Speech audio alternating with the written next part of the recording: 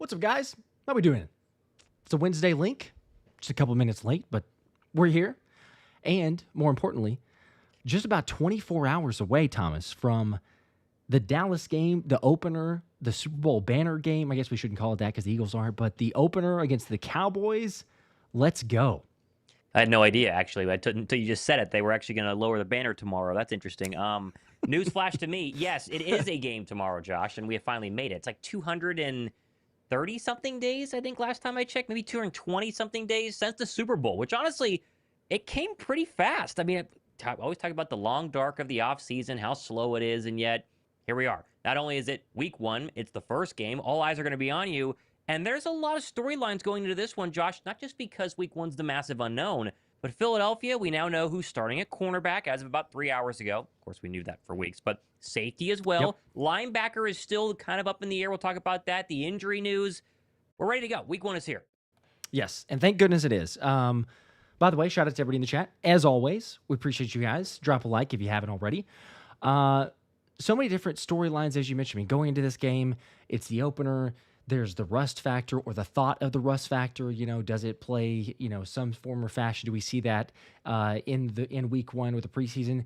I think it was interesting, and we've both mentioned this. I think we even talked about it on the last live stream, if I'm not mistaken, about you learn from things, you pick up different nuances, things like that. And then obviously Vic Fangio going further into that with his most recent press conference when he was asked of, hey, what do you think about this? Obviously last year was the slow start, and he says it was basically made a little bit more than, or made more of it than it actually was. But it's interesting because I appreciate the fact that he even went as far as saying, it was my mistake of believing or thinking that the guys could run, more versions or more trickery, basically, for Fangio's defense than they were ready for. And so now he's going to this season okay, I've learned a little bit of that. Obviously, there's a lot of the same guys, so it's probably more complexities that they could do this year versus last year. But I think it's just a different feel with this team. We've heard all the sound bites from Jalen, from Saquon, from AJ, from the guys on the defense. The Nolan Smith one, if you haven't seen, go watch the Eagles' most recent video. It had me ready to run through a brick wall. No surprise, but it is what it is. We're right there. And with Dallas in the opening game, it doesn't get much better. First off, in terms of slow starts, rust is always a factor here. But one side of the football that's not really been rusty the past couple of seasons has been the offense. I mean, you talk about dropping over 30 against the Green Bay Packers, over 30 against the Detroit Lions. The one slow start by the Eagle offense was that rainy, New England game against the Patriots 2 years ago, where it was not great throwing the football weather overall. The defense has been the one that's given up the most amount of points. And I do think you go back to the Packer game, and you can take some away from that. And Vic Fangio mentioned, as you said, game a little bit too much. But that was the first game in Vic Fangio's system for everybody. You now have an entire season plus a postseason run for literally all of these guys except for, I guess, Jahad Campbell, right? Because Sidney Brown's going to start at safety. And then you make the case of Adoree Jackson as well. Basically, two guys on that defense have not played a snap in a Vic Fangio system, hence why Sidney Brown and Adoree Jackson played a ton in the preseason. And so I'm not expecting the defense to struggle tomorrow night. I think they're going to do very, very well, especially the front four against the Dallas offensive line. I don't think Javonte Williams is going to do much, although I do think he's a little bit underrated. I think he's the best back Dallas has had, at least in the past 2 seasons, just simply because Ezekiel Elliott and Deuce Vaughn and Rico Dowdle have not been that special. Williams has knee issues coming up, over from Denver, but still, when healthy, a pretty good running back. But I do just wonder, Josh, what is the exact game plan for Quinton Mitchell covering CeeDee Lamb and Adoree Jackson and the rest of the defense, I should say, covering George Pickens? Those are the two players that can ruin your night. There's not a player on the Cowboy defense, theoretically, who could ruin your night, right? Micah Parsons is gone. Who's the game wrecker? Is it Kenny Clark? Is he going to shut down Saquon Barkley like the Chiefs did in the Super Bowl? I don't buy it. My big question for tomorrow, which is every Eagle fan's question, is what has Vic Fangio been planning for the past 7 months to shut down CeeDee Lamb and George Pickens, because those are Dallas's best chances? Yes, it's definitely, where they're going to lean on, obviously, as you would with Dak Prescott. And as you mentioned, you got CeeDee Lamb, George Pickens. I think we've seen some areas of this, of Fangio potentially talking about the idea of Quinton Mitchell, obviously traveling, staying with CeeDee Lamb. Naturally, if that happens, then it's okay, what about George Pickens? Are they just going to no pun intended, I guess, with this, but like, are they going to pick on Adoree Jackson with Pickens? But are they going to, throw it his way and say like, okay, try to stop it? And is it just the, continual, like, give George Pickens 5 yards of separation, first down, death by 1,000 cuts? It might be. That's what I'm curious of, because, and then you're going to see some adjustments, obviously. But I feel like there's a plan there that I'm excited about. Everybody else is as well. Of Jahad Campbell can be a very big neutralizing factor of that, and an unexpected one, because yes, we have questions, and everybody wants to see this, right? Is it Adoree Jackson? Is he the answer? Is Sidney Brown the answer? Is it Jakorian Bennett? Does Jakorian Bennett have to come into the game because it's that bad? Like, do we see things that are kind of crazy? But you look at the pass rush, you look at the linebacker play, and the fact that you have a guy like Jahad Campbell. It's basically, we're not dubbing him an all-pro yet, but it's basically like having the versatility of 2 Zach Bonds out there. Sure, I mean, it really is when you look at the athleticism. So you say, okay, hey, we can line him up on edge. You could do Zach Bond. So just as much as it is the Eagles having to try to figure things out with, okay, how do we cover CD? How do we game plan for him? Same thing for George Pickens. It's probably more so for Dallas when you consider how terrible their offensive line is, and thinking, wait a minute, they got a beast in Jahad Campbell, who we weren't expecting was going to be. Hang on, he's ready to play. Like, he's ready to go. There was the thought that he wasn't going to be ready until week 4, but this guy is ready, and not only is ready, he's going to be starting with Zach Bond, Jalen Carter, Moro Joma, Nolan Smith, Jalen. Like, okay, there's definitely some fear there. So that's what I'm looking for. Is maybe it gets negated more so with the pass rush and the pressure that you put on Dak Prescott. But it's fascinating, obviously, the chess match that we say. So I'm looking forward to it. Let me get to some of these super chats too. I appreciate everybody jumping on here. Also, Philly with the 10 Philly Special Show memberships. Let's go, dropping the 10 bomb there. 10 people getting in on that. Appreciate it as always. Also, DJ Simo with the 2 says it's going to rain during the game tomorrow. Is it? Shaking my head. I thought that it wasn't. The weather forecast was showing that it's a likelihood to rain. There's actually a chance that lightning delays the game. Oh, geez. Tailgating should be fine, but it was showing that right at kickoff, there's going to be some thunderstorms in the area. So, this is why weather people stink, because if you watch my show today, I opened the show announcing that, look, here's the broadcast from yesterday showcasing it's going to be beautiful during the game, and now it's shifted. So I know, it's literally 2 hours different and change. The afternoon hours. There you go. So, yeah. Sunday night also or Saturday night, this is Saturday. We don't care about Saturday. Show us Thursday. 5 to 10, gusts as high as 20. Chance of showers, thunderstorms increase, particularly between 8 p.m. and 2 a.m. Sick. Lovely. Okay. Yeah. Yep. So, darn it. I had in my mind, because I literally watched, I was checking the weather to update my show this morning, because I know people care about these sort of things. And it was it's all good. Beautiful Philly weather. But, weather comes and goes. It'll change 1,000 times between now and, the next 24 hours. So let's hope and pray that there are no lightning delays, because that would be ridiculous.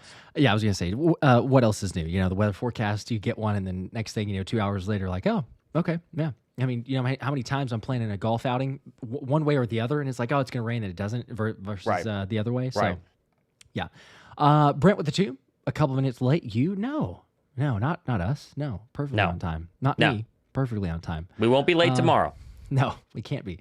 At least you can guarantee that. We've never been for a regular season game. We've never been late for the kickoffs. If it's for anything else, maybe so, but not for that.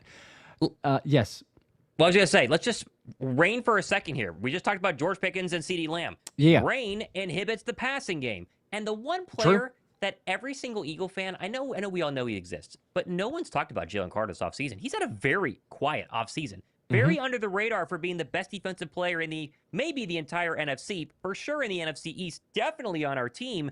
Plus Moro Jomo, I don't think Eagle fans really fully understand what they have in him, because he basically didn't play in the preseason. Jordan Davis basically didn't play in the preseason. Jalix Hunt, if you get Super Bowl playoff caliber Jalix Hunt and what Nolan Smith did the final half of the season, that front 4, really front 5, because you mix in 3 defensive tackles at times, that unit, if it's raining and Dallas can't run the football, it could be a very, very, very scary night for Dak Prescott. That, to me, would be if I'm Dak, please clear weather, that way I can throw the football, because if I have to slog my way through 4 quarters against that defensive line with no running game, Oh my goodness, that is going to be. It's not going to be fun. Gosh, it's going to be bad. We It's gonna will be love very, very it. We bad. will absolutely love it. Yes, yes. You're right. It will not be fun for him.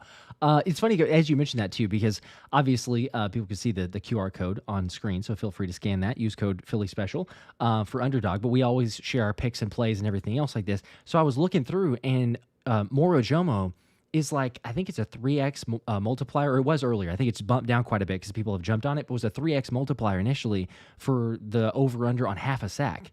And it's like, it feels like very similar to me for Jahan Dotson, right? Because you said it for forever. You had it back on last season, but even for forever leading up to this. But Jahan Dotson was the 5.5 receiving yards, and then it bumped up to 6.5, then bumped up to 7.5. Still a lot. Because everyone knows, now. but you still could take that.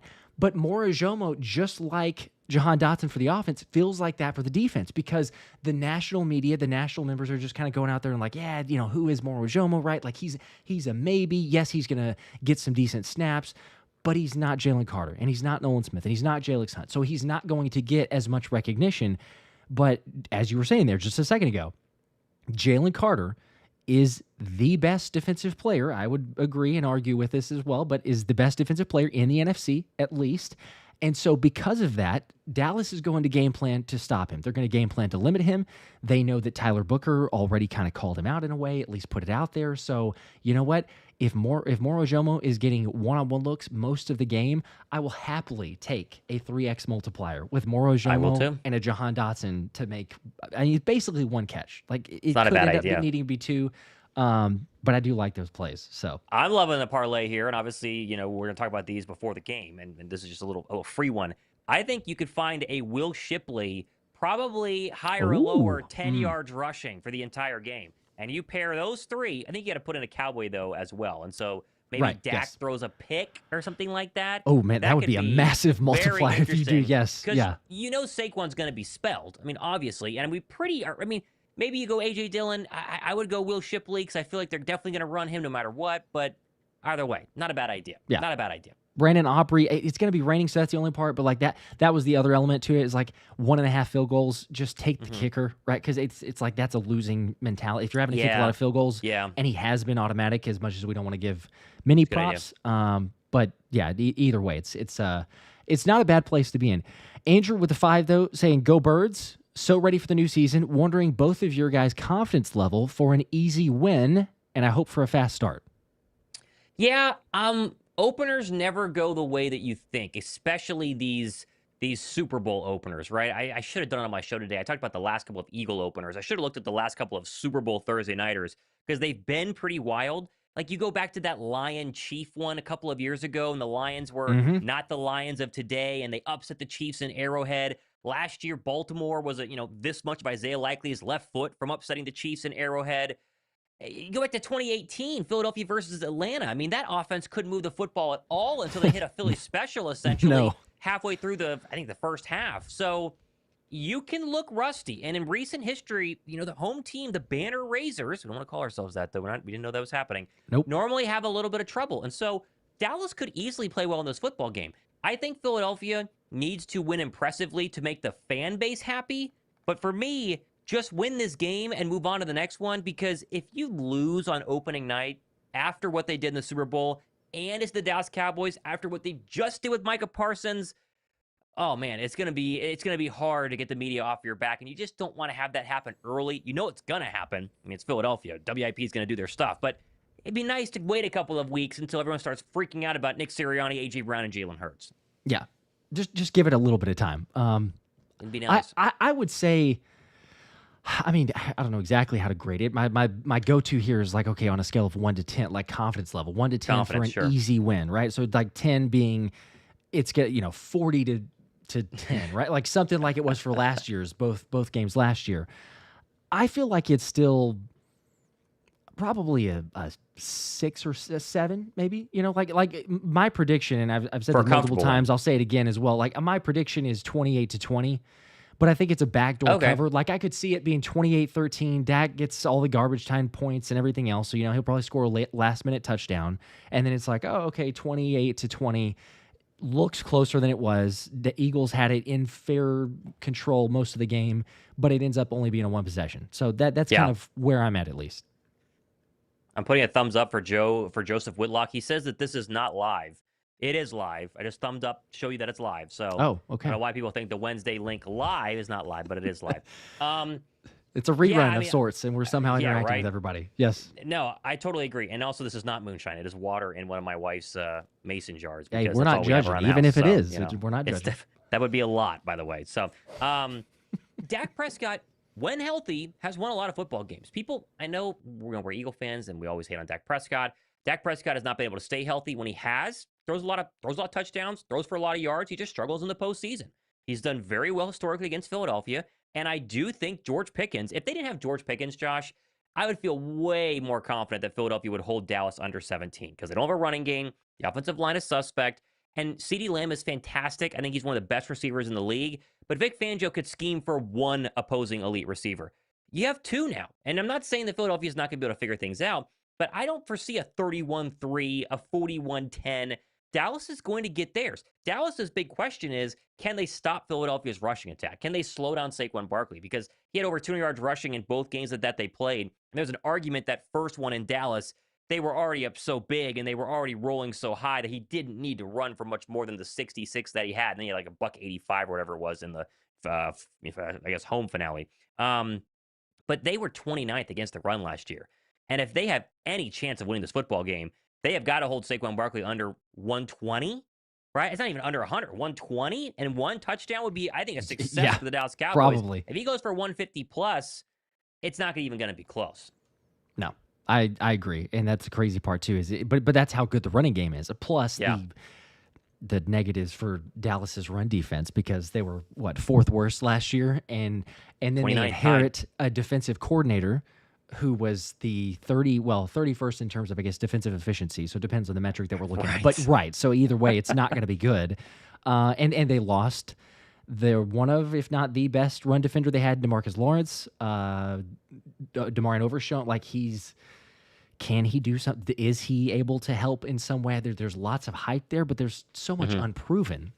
And Kenny Clark makes him better, but as we were talking about just a moment, like several minutes ago, he's not the end all be all. Like you got him back in the trade for Micah Parsons because we got to get something. That was their thought, but he's not solving any problems to where you're like, hey, this is a top 10 run defense. You're going to be able to run on the Dallas Cowboys. And so, I think 100%. You say 120 has got to be the number. You live with that. If you go at the end of the game and say, hey, you know what? Saquon ran for 115 yards and 5 yards a carry. They're still probably happy with that. It's just somehow they go to a different avenue and forcing the Eagles to throw the football. Well, that's another question too, is do we see Jalen throwing the football more, which is actually kind of in line with somewhat of Tyler's super chat here, the 10. We appreciate that. Tyler says, boys, it's time. Jalik's about to take a step, and then Jalen MVP season inbound. I'm ready. Jihad is going to be a rookie, defensive rookie of the year. That three-headed monster of him, Bond Dean, is going to be nasty. Linebacker room, 34-7 birds. That's the prediction. We got a big blowout there. Yeah, how about that? Raise a banner, and you also have one of the best linebacker units, not just player, because Zach Bond is only one part of the unit in the entire National Football League. I was shocked, Josh. I talked about it in my show today. Diana Rossini, who has gotten some flack this offseason. I don't think she's been perfect on all of her predictions, but she still is the Athletics lead NFL writer. People talk to her. She knows stuff. She had a very interesting take like 2 days ago on her podcast where she said people very close to Jalen Hurts have told her this is a very different Jalen Hurts in 2025 than they've ever seen. And they say that getting the Super Bowl victory and winning the MVP has just completely changed his mentality. It's freed him up, right? And if there was one knock of Jalen Hurts, there was a little bit of a chip on his shoulder, obviously, where he was drafted, what happened in terms of Alabama, and then obviously Carson Wentz, and all the stuff that happened with Jalen Hurts. He can't throw, or he's just a pure runner. But sometimes you think that chip on his shoulder hindered his game a little bit. A couple of interesting interceptions. You think the first bad throw in that Packer game week 1, he's forcing it across the middle. If he's freer and he's less, uptight at times, because he's obviously not like that all the time. He was fantastic in the playoffs. And you get that version of Jalen Hurts here in 2025, I don't think people realize what this Eagles offense can fully look like and what it can fully do. If it's humming on all cylinders, right? We've seen games where the Birds run the football well, they don't throw the football well. They throw the football well, they don't run the football well. And then we see games like a couple of those in the postseason last year where they did both, Josh, really that Commander game, when they're like that, who is beating them? And if Jalen Hurts has this massive chip off his shoulder because he just won a Super Bowl and is going to be as free as he ever can be, oh my gosh. I mean, it's shocking that no other national media outlet picked up that quote from a serious NFL insider, a serious reporter in Diana Rossini, and didn't run with it. I know we've heard rumors that Jalen Hurts looks different. That's the first time we've heard from somebody close to Jalen Hurts saying, like, no, you guys don't understand. It's not just he looks different. He is different after what happened in 2024. And you get that version tomorrow night, a national crowd. I mean, 30 million people are going to watch it concurrently live. Going to change a lot of people's opinions on Jalen Hurts as a top 7 quarterback versus Jalen Hurts as a top 5 or 4 quarterback by the end of Thursday evening. Well, that's why I appreciated Kyle Brandt on Good Morning Football, him going with his take of, he's picking Jalen Hurts to win the MVP award, right? And it's like, okay, that's obviously an underdog pick. I know that he's one of the favorites, but like still, there's a lot of other picks in front of Jalen Hurts. But I like that because it is the story. He's got the weapons around him, so there's a chance. But then you could say, well, it hurts him in a way. He's got a lot of opportunity here with the season coming up, the schedule the way that it is, the reasons that you mentioned, teams that probably are going to key more off of Saquon Barkley and say, hey, you know what? If Jalen Hurts beats us, we're going to live with that. But I will also say too, it's like it makes sense from the report of what Diana Rossini was saying, because if you listen to the press conferences from Jalen Hurts, go back after the Super Bowl, but go back and watch some of the press conferences and the way he's answering questions, the way that he's interacting with media, the slight jokes, because there's not as much as like a Jordan Mailata out there talking to him, right? But it's the slight jokes that Jalen does, the jabbing back and forth. I think so. I think you could tell there's a little bit of a weight lifted. It's not changed him, I think, from the mentality of obviously like he is all about winning the championship. He still will not confirm or deny whether or not that Super Bowl ring has been on his finger. He definitely has not put it on. He's not put it on. Right. I don't think that he has. No. But his hunger is more. The desire is more. But I agree that there's an element of it that you see the personality coming through. And to even have him kind of taking that next leadership role of, one, publicly praising Nick Sirianni and then saying, hey, we're getting behind his message. Nick has the right message. Yep. We're all falling in line. It's like, okay, that's great. Really good news. You love to see that. Whatever side you were on, who cares? That is positive. So we're not trying to stir up anything, and no one's trying to make a drama out of it, but that's a positive. And then you also say, okay, the Eagles team as a whole has continued to push this narrative of we're continuing to get better. It's whatever it takes to win. Now, that's been Jalen Hurts all along, but you're seeing the same thing from Saquon Barkley. Now you're hearing the same thing from A.J. Brown. You're hearing the same thing from Devontae Smith. It's all a collective effort. And so I'd say that is a big part of, yes, Nick Sirianni, but Jalen Hurts as well with the messaging. I love the mic'd up clip of him coming over to Will Shipley during camp and trying to tell him how to run a route and what was different in OTAs versus training camp.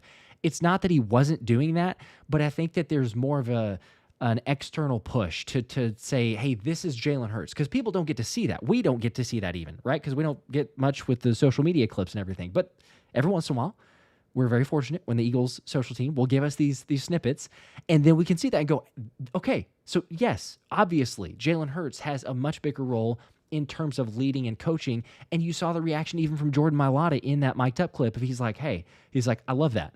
I love that, because it gets the other players hyped too, going like, that's my quarterback. We know that he's breed of one, but now he's sharing the wisdom. He's sharing that growth. He's helping everyone else raise their game instead of just him being that guy. And, you kind of have the thermostat versus thermometer analogy that people throw out there, but I think that's what you're actually seeing live out now in this season. And if he wins MVP this year, it's 100% a big reason why. Let's see. We got some other super chats on here as well. Tyler got yours with the 10. We do appreciate that. As far as the MVP, I do agree with you. There's definitely a chance. Jalen's got to be on the money though. He's probably got to have about a 10% higher. I'm making this up of what the exact number, but a 10% higher than any other quarterback if he's going to win MVP, because it feels like the guys around him Hurts in that 10% category. We're like, yeah, but he has all these weapons. Yeah. But it's not impossible. Maxwell with a 2, Fly Eagles Fly, 24 hours until BTA contribution over credit, or greater than credit. So we appreciate that. Also 2 more, I think, for that one. So very much appreciated. Eli with a 7. said the tough video that the Eagles dropped made me want to run through a brick wall as well. We'll try to hop on tomorrow, but wasn't on my phone during all game last year, so I don't think I can because we don't want to jinx anything. And that is certainly understandable. We don't need to shake up anything. We don't need to throw things off. I did see this comment on Twitter. I'm not sure if the individual's here on the stream, but there was a question. I think they actually tagged both of us in this one. I did see this, yes. So the question is, and we can throw this to the chat as well, but the question is, if you wore a jersey, a special jersey, or I guess it applies for a shirt too, but let's just say a jersey, and it was successful last year and we won every game, do you wash it before this season, or does it stay unwashed and it just goes that way until forever, until it's not lucky anymore? I do think it matters how bad it smells. Like, let's not be crazy here. If you spill beer all over it and sweated to death in it, and maybe your poor wife is asking you to go ahead and wash it. But no, I mean, listen, I don't know what shirt I'm going to wear tomorrow because I haven't decided yet. I have the Jalen Carter jersey, Kelee green though, that I wore during the Super Bowl, and they won the Super Bowl in that one. But I kind of want to save that for really special occasions. I know it's the season opener, but might just go with a classic blue. I got a Nolan Smith one, and I can maybe go for Devontae Smith jersey as well. We got to decide what we're going to do. But Dexelin says, don't wash it. Stay unwashed. So maybe I'm wrong. Maybe if it does smell like unbelievably bad, then you're going to have to go ahead and wash it. So does that make it more lucky? It's a luckier jersey. I guess. I just feel bad for people that live with you. I guess if you live alone. Like, oh my gosh. Is getting that thing out. Yeah, so he's Tay Gaming, the Let's Go. Tyler's going with the hell nah, don't ever wash that thing. See, there's the vast majority. I don't know that I've seen a single person so far that's actually said otherwise. Okay. I can understand that.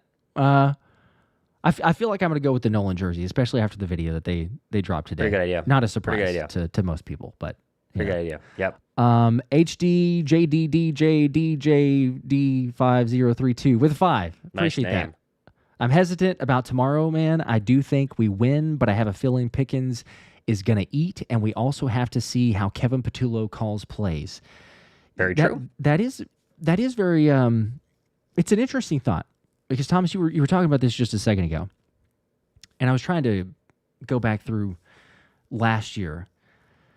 This is probably the best receiving core that this Vic Fangio Philadelphia Eagles defense has played against, right? Because even, and I was thinking like the Cincinnati last year, but T. Higgins was not there.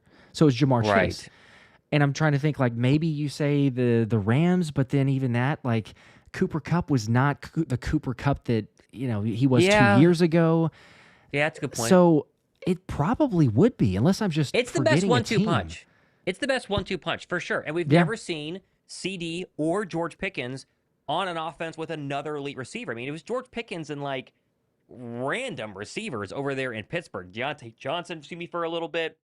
Didn't they have who was the other one? The really short one. I'm blanking on his name right now. Same goes for Dallas. I mean, it was like the bones of Brandon Cooks was like the next best target. Kevontae Turpin would get some move there as well.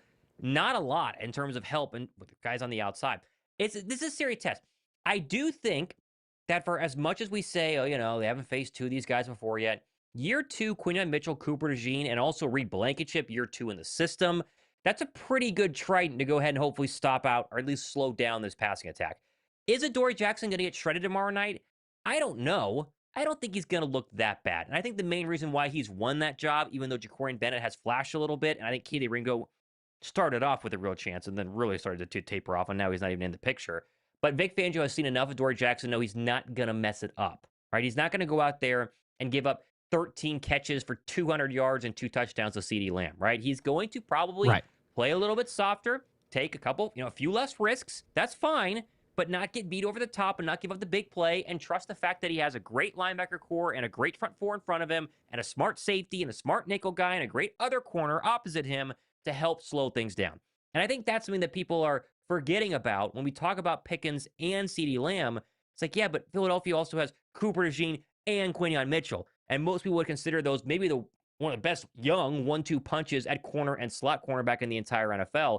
And they had the Chiefs and Patrick Mahomes completely lost. And Jaden Daniels and Terry McLaurin completely lost. And Jordan Love, not all good receivers, completely lost. They had those guys locked down for 3 straight playoff games. and now they have an entire offseason feeling comfortable. They're not new rookies. Could be very, very interesting tomorrow night. It's a dangerous thought for the rest of the NFL as we're looking for the defense there. You get most of those guys back. It's exciting for us. We're looking forward to it. Denise, by the way, was saying to please wash. I think that was the first legit please wash there you the go. jerseys. That's so a wife Denise right there. Denise is begging her husband to wash it. Some of those. Darren. Okay, Darren also says you need to wash if it stinks. So there's a couple, actually. That's the fine. vast majority are saying no. Life of Demo says unwashed. And if it was washed, to use scentless soap. Okay. You're going to wash it? Scented. You can use scented. It's fine. the whole purpose of it. Lots of cologne comments as well. Yeah, but maybe that's the happy medium, smell, but it's not a. It's really bad. It's not much better. It makes it worse. Problem Febreze. Golly, that's okay. Whiz. What is it? Some a of dog these. Sweater? My gosh. I don't want to go to a watch party with some of you people here. That'd be nasty. But you do you though, right? Because whatever it takes to win. So in your own home, you keep your nasty, stinky, smelly jerseys. Yeah. Take game. This is why the stream is great. So we appreciate you guys. Come hang out with us on the game. Just don't let us smell you. We can do the stream like this, and it's great. Right. It's a win for everybody. Take game with the 2. We are here, baby. BTA tomorrow. Let's get it. Basically 24 hours from kickoff. I know that it starts at 8. Yeah. Probably more like 8:10 because you have the banner ceremony at 7:45, which we actually need to talk about. So we're probably about 24 hours away, which is pretty crazy. Ridiculous. Can't get here fast enough. In a way, it's felt like it's gone by quickly, but then at the same time, it's. We forget what June was like. It's been a minute. July. Yes. It's been a long time. Patruth basketball. It's probably PA Truth, but Patruth basketball. Makes more sense. 5, appreciate that. Says your stinking nasty fans wash that thing that has nothing to do with us winning. It's another wife. Nice, go Birds. It's another wife. Yeah, she's begging you, please. Goodness gracious. It's not a fan of that, of the non-wash. Dex saying if the D-line gets to Dak early and often, George Pickens and CD won't be much of a factor in the game. Great point. Great point. And again, something that when we watch, that Joe Burrow preseason game, it was not Jalen Carter and Nolan Smith and Jokes Hunt going after Joe Burrow. Philadelphia played a lot of, single man coverage, essentially. They blitzed zero multiple times. So Vic Fangio wanted to see Kelee Ringo under pressure and didn't work out very well. It all will have kind of a revolving effect because if the defensive line plays well, like he just said, way less time to cover those guys on the back end, and that'll make them look a lot better. Yeah. Definitely. That was the Super Bowl. I mean, that was literally the Super Bowl. Because yeah. Patrick Mahomes was under duress the entire time and then didn't have time to find people, made mistakes. Rest is history. Yeah, no shot. Which hopefully we see quite a bit. I'm expecting that we will. So, Fanny with a 5. So what we may be pieces. A train can still move with missing passenger. So what? Maybe it's so what if we're missing pieces? I think a train can still move with missing passengers. I think that was where the comment was going. That's pretty good deduction there. Yeah. Yes, Jeez. I think that's what it is. I'm assuming I'm sorry because we get to these sometimes quickly and sometimes takes a little bit more because we go on a tangent. I'm assuming that's related to the cornerback position and the safety position. I think so. Maybe some missing pieces and where we're at. Sure. But Fanny's right. I mean, it's the same context of what we're talking about before. The pass rush can cover some of the blemishes, if there's areas of weakness, things that we're not quite certain of. And even with the offense, like you were saying, Thomas, earlier, we had lots of games and proven that you can win even when you're not at your best because if the running game is not going well, the passing game picks it up, vice versa. Special teams even, or you think about the Baltimore game, got severely outgained in yards, yet pretty handily beat Baltimore, and it was because of the special teams. So it's all 3 phases. I do feel like this is one of those, and maybe it's just the proverbial, you're a favorite, a heavy favorite, so watch out for special teams. But I feel like this is a big game that's even more so important for that because of Brandon Aubrey. Mm-hmm. Everybody knows, we give credit. He's probably the best field goal kicker in the NFL. If you don't want to say legit he is, you could say he's probably... Yeah, I mean, almost automatic. yes, it's going to rain, so maybe that changes some things there, but that's also some uncertainties with the Eagles. And the fact that the 35-yard line now is the new kickoff rule where if it gets kicked out of the back of the end zone, they get it to 35. Do you kick the ball and try to play that game and let Kevontae Turpin return it? Or do you just kick it out of the back of the end zone? I saw some people saying, like, no, you know what? Give him the 35-yard line. And I don't know. Like, I get the idea of Kevontae Turpin being scary, and he can break tackles, and he returned a kick last year. He returned a punt last year as well. But I don't know if I want to just say, here, take the 35, because it's a two-part effect there. You give them the 35-yard line. I mean, what? They need 2 first downs, and then you're in Brandon Aubrey field goal range? Like, try to as best we can. Yes, you need to make tackles, but much rather, and I know maybe it's only a 10-yard difference, like, oh, well, they have the 25 versus the 35. Massive difference. It changes everything, as we saw so many times last year at the 30-yard line, let alone now it's going to be the 35. So watch out for special teams. I'm not crazy concerned, but I do think that it could be a little bit of an equalizer if they're sleeping in that area. Yeah, it's a great point. I totally agree. Let's see, Matt here with the 5. Oh, going with the what to wear in the look, I guess. Says Josh and the mustache. Large shirt Thomas. Kelee Green Q30 jersey or 26. You got the options there. That's right. This is his attire, or right? the 27, I think, is what he's going with. Yes. Yeah. I think so. Okay. So, he's a 30 Quinyon Mitchell jersey. You really jumped the gun there, huh? My goodness. he won it. He won it on, I think it was the first one that I gave whenever. Oh, that was one of your giveaway yeah, ones. and so I was like, hey, here you go. And sure as the world, OG. you know, he quickly changes once. Yeah, well, Zach doesn't gave up the Fanatics number. have jersey assurance? Don't they have jersey assurance so you can get that fixed? I think they do now. I don't know if they had it back then. It feels like they did. Maybe But it's also a kind of a claim to fame in a way. It's a relic. Because, you know, you could It's be like a like, well, number 2 I had Jalen it Hurts when jersey. he was Yeah. right. So, you know, I was on him from Good day point. one. But Good point. Eli with the 3 will hop on after the game, though. Unwashed, by the way, for the jersey. 2K Say Super Bowl jersey is the one that he's going with. I like that. I like that one. Super Bowl one with a patch is pretty sick. Got a couple of those. Those are pretty sick. It's got some good vibes. We could take that one. Let's see. David with 2 also so fired up for tomorrow. 31-13 is his score prediction. That'd Got be so another nice. blowout. That'd be so nice. We had lots Please. of those games that were wrapped up by, you know, That'd be midway so the nice. third quarter. You'd be like, Sounds okay, good to me. let's Sounds good to celebrate me. this one. Big boy JT with a 5. What jersey should I rock? Black Kelsey. I feel like people have started to answer this because I'm seeing some comments in the chat. Oh, But let's see. okay. Black Kelsey or Kelee Green 2K Say. Feeling good vibes about both of those two. But the question is, Black Kelsey jersey 2K vintage Say. or the 2K 2K Say? Say. Yeah, I think I think 2K that's Say right now. Yeah. That would be my vote. Nothing People in against the Jason chat Kelsey, but have answered Jason a little Kelsey didn't bit. win a Super Bowl last year. Saquon Barkley did. So It's very that's what true. it is. Yes, he's not the number 1 player in the NFL according to the peers. So you got to run with that 2K Say. It seems like, because I was seeing several comments of Kelsey and Say, and I was wondering what that was. I think that's the answer, but feel free to give some more advice to JT. Burner with a 10. We lost so many players. I don't think we are a better team this year. I expect 10 to 11 wins, then a Super Bowl playoff run. Also, I think the Giants are a sleeper team. That D-line is crazy. Will be a grinded season.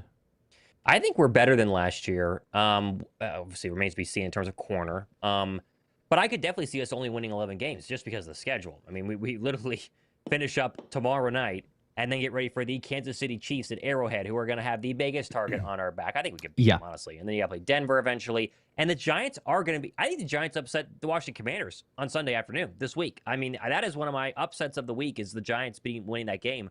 Russell Wilson is so much better than Daniel Jones. And like Common just said, that defensive line is scary, scary good. And they have legit weapons. I mean, they have Tyron Tracy. They have Cam Scattaboo, obviously Malik Neighbors. That is not going to be a 4-win New York Giants team. I know their schedule is hard, so it might not be a playoff New York Giants team, but it's a New York Giants team that you're not just going to roll over, especially on their defense. I think that they're going to beat the Washington Commanders on Sunday. Yeah, it wouldn't surprise me if they did. I think that we've mentioned it a couple different times, but I could see Washington having I don't know exactly to what extent of a regression, but I do think that they could have a regression. And likewise, I guess, for us in terms of like just record, I've said 13 was the record prediction that I went with officially for the video. It might be slightly optimistic. I could also see 12 wins. It was the kind of go back and forth for the 12 and 13. Okay. Officially put it out there for 13. But it wouldn't surprise me record-wise if it's that. I agree, though, in the sense of what you're saying, Thomas, that potential-wise, this team has all the makings to be better. They obviously have to prove it, but they have all the makings to do that. I mean, sure, there's a couple holes here and there we could say, but it's the same thing, if not more so, like we were going into the year last year, right? Like it was what's going to happen at linebacker. Now, the guys played out of their mind and they lived up to that, but you needed the exact same thing. And we had it from all phases. I mean, and even in the pass rush, the rotation as BG got hurt and others, you're like, well, you know, what's going to cover? Nolan Smith played incredible. Jalix Hunt lived up. You even get into the playoffs and they take it to another level. So I think overall potential is certainly there. Obviously, they have to live up to it. But, you know, it's a first place schedule. Sure, there's not going to be any cakewalks. There's a target on your back. The entire team knows that. But you got the confidence to, I forget the super chat before, you know, but like Kevin Patullo, I'm interested to see the offense there. I will say that it does seem like I know that he's been around for a little bit, so it's not like a brand new offensive coordinator. He is a new one, but it doesn't feel like the brand new of like Kellen Moore. But he has somewhat been lost in the shuffle in all these other storylines of like what's happening at safety, what's happening at corner, all this. There's a little bit of an expectation to go, okay, it is a new offensive coordinator. It's basically the entire same team because it's 10 returning starters. But are there going to be a little bit of growing pains? Is there some rust in his play calling? I think he understands how to do it, but what I'm most interested in seeing is when the bullets start flying, changing things up, being able to react on the fly. That's very different, obviously, than being in a practice setting in a very controlled environment to go, hey, we're going to run this play, and here's the situation, here's the scenario, versus, okay, play just happened, get the play call in immediately, what are we going with next, and then keep this thing rolling. I'm confident that he can, but it is an element, too, on the other side, because we talk about Fangio and the defense and everything there, which is valid, but how efficient is the offense here, especially for it being week one? Well, I think it helps that you have Jalen Hurts, and that was something that a lot of people kind of forgot last year, is that Jason Kelce basically called all the protections and a lot of the changes at the line whenever he was Jalen Hurts' center. Jason Kelce retires, and what happens after Jason Kelce retires, Jalen Hurts really started to come into his own pre-snap, especially last season, and especially towards the end of that year. A lot of the plays and a lot of the RPO changes that he made and a lot of the second half adjustments as well. I mean, listen, the on the NFL Network right now is that like recap of the Super Bowl, stuff like that. Oh, and yeah, they're saying that it was Jalen Hurts' idea to call the dagger, that he went to Nick Sirianni at halftime and said, hey, don't forget about the dagger, aka the play call that was the dagger. It's going to work here in the second half. And so even if Kevin Patullo struggles a little bit here, I don't foresee a Brian Johnson-esque kind of issue, mainly because Jalen Hurts didn't have as much run in Brian Johnson's offense as he for sure has in Kevin Patullo's offense, because we all expect Patullo's offense to be the same offense last year, just a little bit better, a little bit tweaked, a little bit more fine-tuned, because Kellen Moore was brand new in the system, brand new with Jalen Hurts, and KP's been here for like 5 years. So there can be, for sure, a slow runway, a rough start. They could not look good if it's raining tomorrow night as well. But I have a lot of confidence that the offense, especially Jalen Hurts, are going to be much, much better this year. And I think you're going to see a lot less lulls where they kind of have a bad passing game and a good running game, vice versa. I think a lot more complete football is, kind of hopefully in tow for Philadelphia. I'm with you. I'm also, here's a question or comment from Loggy, I believe. What is your confidence level in Jake Elliott? Same with him as it is for the offense. I'm confident in it. Like, yes, he had his struggles. There was a report that came out afterwards that he was dealing with an injury and should be good now. Operation was a little bit different. It was very nice to see him make multiple 50-yard field goals in the preseason, because that was the one aspect, I think, of like, all right, if we're inside 50 yards, he's much better, but something happened with his long-range ability. But then, hey, he knocked both of those down in the Jets game. So I'm confident. I think Jake should be fine. I've drafted him in some fantasy leagues as well, if that shows any sort of confidence. But Corey Corey with the 5. First time I've made a live. I stay up with your guys' videos. Let's go. Love the content. You guys are awesome. Fly, Eagles, fly. Go Birds. Thank you, Go Birds. We appreciate that. Welcome to a live. Join us tomorrow. Mute the game, put us on, watch the game, come to the chat during halftime or during commercial breaks, whatever you want to do. Come hang out with us. There we go. Heck yeah. Appreciate that, Corey. We appreciate all you guys. Y'all are the best. You know that. Gary with the 5 also. Black Hurts, Super Bowl patch Saquon, black Jersey. And green Cooper to Gene, midnight AJ, or Kelee Green Smitty jersey to wear. Dude, well, midnight AJ, they're wearing the midnight jerseys tomorrow. So maybe you do go midnight, I don't know. AJ Brown, he's had some nice games with the Dallas Cowboys. Maybe I think that would be my pick. I would probably go midnight green. I think I'm going to go midnight green tomorrow because they're wearing midnight green. I think it would be midnight Smitty tomorrow is kind of what I'm leaning towards. Yep, but we'll see. I don't mind that. I've got the like I said, I'm going to go with the Nolan, which is just kind of the lucky one, which I wear most of the time, but we'll go with the Nolan jersey. That's not a bad option, the midnight AJ. Mm-hmm. I also, he's got both of those, the black and the green Cooper to Gene. I mean, you can't go wrong with any of them. We already said Saquon for somebody else, so it feels like you got to pick somebody different for Gary's here. I could get behind that. I'd say either that one, or I'm assuming that when he says green, because he didn't say Kelee Green, I'm assuming it's a midnight green Cooper to Gene. So I like that. You either go midnight green Cooper to Gene or midnight green AJ Brown. But yep, I like it. And then Gary, you make the decision. Oh, he says, or I might just buy a Carter one at the pro shop. Well, if you do that, then just wear the one that you buy. Where you get a Jalen Carter. That works too. Dylan with a 5. Only way we lose is a fluky shootout. Jalen is moving different this year. Dak hasn't played this defense yet. Go Birds. Thank you guys for all you do. No one's talked about. I keep in check with some of the national media sports shows, just especially when football season gets around. When was the last time Dak Prescott played a football game? I mean, it's been like a long time. It's been a while. I think he played the first 6 or 7 last year. It's been half a season and then a full off season. We're talking about someone who has not actually played a game of football in a very long time. So there could be some rust there on Dak's end as well. And, a shootout would be a problem, I think, just because you don't want to be in a shoot against any football team on your opening night. You like to kind of have a little bit more of a higher scoring game. But rust for Dak could be a real thing as well. Oh, yeah, 100%. I mean, I would be... It's not impossible, I guess. I would be surprised if there's not a little bit of rust that we see there. So, again, like we were talking about a second ago, with the possibility, because, who knows what the weather's exactly going to do, but with the possibility of rain that's going to the forecast, a fumble lost, an interception, perhaps. Nice. You get some turnovers from Dak Prescott. It doesn't happen too often, unfortunately. Dak does not seem to turn the ball over much against the Eagles for whatever reason, but we had crazy amount of turnovers against Cooper Rush and Trey Lance last year. A little bit different, but yeah, if you start the turnovers, usually they're in bunches, and good luck. Tay Game with a 2. He sleeps. He sleep our D lines. So I don't know what that is. Maybe they're sleeping our D line is so great. I think we're that's just what better. He means. Something to that effect. There you go. I like it. We appreciate it. I'm with you. Yeah. The D-line is better than what people are giving it credit. Because it is a lot of the, hey, they lost some guys. What are they going to do? Do they need to add an edge? I mean, how many times each week do you basically go on and look, whether it's Facebook, Twitter, search on Google, whatever, and it's Eagles linked to star pass, or Eagles, could trade for a star. It's the common theme.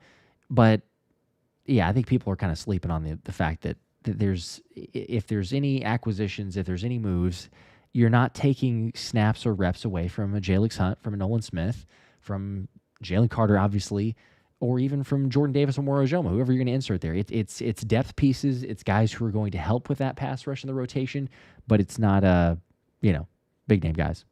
Yeah. Michael with the 5. Super excited for the game. South Jersey kid now living in Kansas City will be at the Chiefs game. Go Birds. There you go. That's going to be a great game to be at. Ooh. I mean, the Chiefs fans are going to be fired up for that one. I know Cole from How About Those Chiefs, his channel, he was in the chat for a second. Said we're not going to beat them, but he's obviously wrong, and they got killed in the Super Bowl. But of course. Great game to be at. There's a little contingency of Eagle fans in KC. I think there'd be some good representation at that at that We game. gave away the one ticket, or the 2 tickets last year, to that game. And they to won, the individual that was in Kansas City. So, yes, there is. Birds fans everywhere. What was you may have seen this too. There was a number that went around. I think it was this week. It may have been last week. I don't know. Time flies. Time's all blending together. It was something like Eagles games last year, away games. That is Eagles away games last year. It was like 40% Eagles fans. I want to say Really? there I was didn't see that something that number. came Holy around. It cow. was like it was like as close, or maybe like 39 point whatever, but like close to 40% when you're factoring in away games. And Sounds about right. I would buy it. I don't know for sure, but I think that was something that was maybe on NFL Network that I was watching. But yeah, I think it was either this week or last week. But yeah, I mean, you go to any game, you think about it, especially like the LA game, the first one. And obviously, the second one was in Philly, but the first one, like everybody that was on the chat here, that was at the game, sending pictures and social media. Yep. It's like Eagles fans took over, the stadium there, took over LA. So yeah, they're just about everywhere. But it's nice to see it for Kansas City. Let's see, we got Woo Kingdom with a 5. Thanks for that. Says Bo Allen said Jake was dealing with some unlisted injury last year. Explains why he looked better in the playoffs and now that he looks healthy. That's true. Yeah, we knew he had some sort of injury. We just didn't know the severity, week in, week out. But there's been quite a few hints that he was not 100% healthy. Did very well in the Super Bowl, by the way. I mean, that was like crazy. And now, preseason, he's looked very, very good. So should be okay. Yeah. We're confident in Jake the Make. We don't have to call him Missy Elliott anymore. Saw a lot of those comments last year. We did. It was a little. It's rough. That's right. It doesn't take much, but we're back to Jake the Make. David with the 2. First score tomorrow. Jahad Campbell pick 6. If that's not going out on a limb.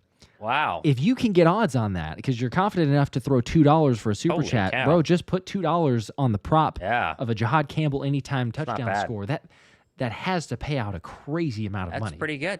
There you go. I like the man. If he does though, I'll be like, David, where are you at? You better be on the stream, because if we are calling it and it's all of a sudden like Thomas is like, Dak drops back to Pat, Jahad Campbell, it's a touchdown. Oh my! We'll be freaking out. So we are gonna remember you. We're gonna remember that chat. I really hope this comes to play now. This would be so great. Yes, Matt actually mentioned this too. I'll get to the other super chat here in a second. Thomas's plaque looks good back there. It does. Some people have noticed it already, but if you have not, there it is. That bad boy. Not it's forever home. It's gonna go over here. I'm actually gonna replace this. I might give this away, honestly. This might actually be given away. Hey now, because I'm missing a football helmet. My dad has it because he's doing a special project. We're gonna give that back soon, and then it's going to go over here with something else new, so we'll see. We'll see if we do some giveaways. But for now, yes, I appreciate that. There we go. It's fun to have. As it should be. Praxis with the 2. Late arrival. Hope everyone is excited. Go Birds. We absolutely are. Very excited. Welcome. No worries for being late. And Aisha with a 5. Last season showed figuring out team's identity during the first few games is okay. Jalen should keep doing what needs to be done to win. No mas. Yeah, that's true. There was a lot of questions about the Eagles' identity till after the bye week, and then it was like kind of Saquon Barkley and good defense, and I think that's going to be part of the identity tomorrow night. I think they got some fun stuff planned. I would not be surprised. I know that we're obviously getting we have a lot of super chats here. I think they might have some trick plays. I would not be shocked if they threw us a Philly special tomorrow night. I would not be shocked if they just gave us one. They gave us one in 2018, and Nick Sirianni likes to kind of do that sort of fun stuff. I would not be shocked for like a Philly special type play. That would be really fun. I think it was also not only did Kyle Brandt say for the Jalen Hurts MVP pick, but he went on a rant of like he wants the Eagles to run a tush push, for the first play of the game. They're definitely going to do that at some point. Right, yes. At some point. It's not necessarily the sense of the trick play, but it would also be very Sirianni-esque. I don't think that they'll do this. I'll just make this point. I don't think that the Eagles are going to do it for game 1, week 1, come out, run the tush push. But, man, there's surely going to have to be, and this is a long time down the road, but still, like, there's surely going to be at least a pretty healthy conversation. Do we run the tush push on the very first play against the Packers? I know this is not the Packers week, but Probably it not. would be the greatest troll ever to come out there and do that because of making the push on T-shirts and everything else. But you're right. There's more important things. It doesn't necessarily speak to the like keep the main thing, and winning is the only thing that matters. But we would love it. We would certainly enjoy it from the storyline aspect. Anthony with the 2. D-line gets to Dak. Dak gets rattled at 1 pick 6. That's what he's going with. Pick 6. And A lot of people want to see Dak Prescott get rattled tomorrow night, and I am okay with a pick 6. I am fine. Cooper DeJean pick 6, anybody? That'd be fun. Reed Blankenship is probably going to have the interception, though, if we're being honest, because he always does. Yeah. But a Cooper DeJean pick 6 would be kind of fun. Any interception is always fun. So the sports books know, though, too, because they've always got Reed up there as the best odds, do. Because they're like, if anybody's going to, yes, it's definitely overthrow, Reed. He dives for it. It's just what happens. Yep. Let's see. The Euphoria, I think. I live in LA and been to every LA game the last 3 years. We're at 80% every time Birds are westbound. Okay. There you go. 80%. It's way higher than that. Yeah. Just a complete takeover. It's basically home away from home. That's SoFi. We'll take it. Another different David from the John Campbell pick 6, but David with a 5. Appreciate that, Dave. Birds O-line grades out at number 1 versus Dallas's D-line at 12 before the Parsons trade.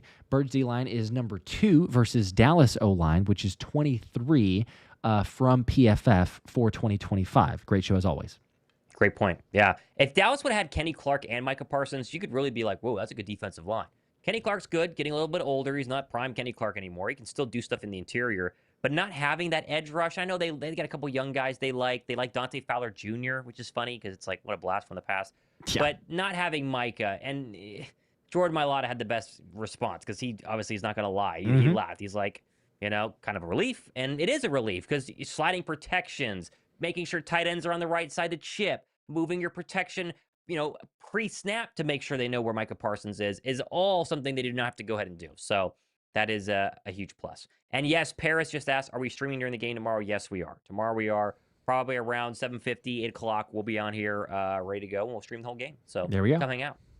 It'll be fun. Fun as always. But yeah, I'm right there with you.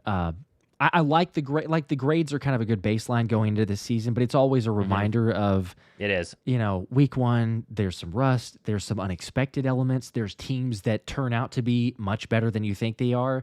Thomas, you mentioned a second ago for the Lions and Chiefs game, which at the time when Detroit beat Kansas City, it was like, whoa, hang on, like Detroit's decent, but they're not really good, or the thought was they're not really good, and then it turns out that season they go through and win all these games. It's like, well, okay, Detroit is actually a much better team than we thought they were. So yeah, it's always interesting to see which ones those are. Now, I'm not saying that Dallas is that instance. It's more so for like the Sunday games to keep an eye out for. But it is always kind of a fun element because there's some surprising parts to it. You can take advantage of maybe teams being slept on, perhaps, but it's what makes it fun. You're trying to figure out what the team's makeup's going to be. Burner back for more with a 5 says Commanders hyping new acquisitions. I don't remember their defense getting better. Debo and Tunsil did not fix the run defense. It did not. I agree, and they did not make them all younger. There's a lot. Bobby Wagner didn't get younger this year, which is a bummer because I liked Bobby Wagner. But no, they definitely did not. Their defense and even the acquisitions on defense graded out worse against the run. Like they didn't add guys that even helped them in that respect. So lost Jonathan Allen. Yeah, age and losing players and not acquiring the players that help with that. We'll see. For all intents and purposes, they're probably still the best competition in the NFC East. But I do see it, as we said before, I do see it as that regression that happens.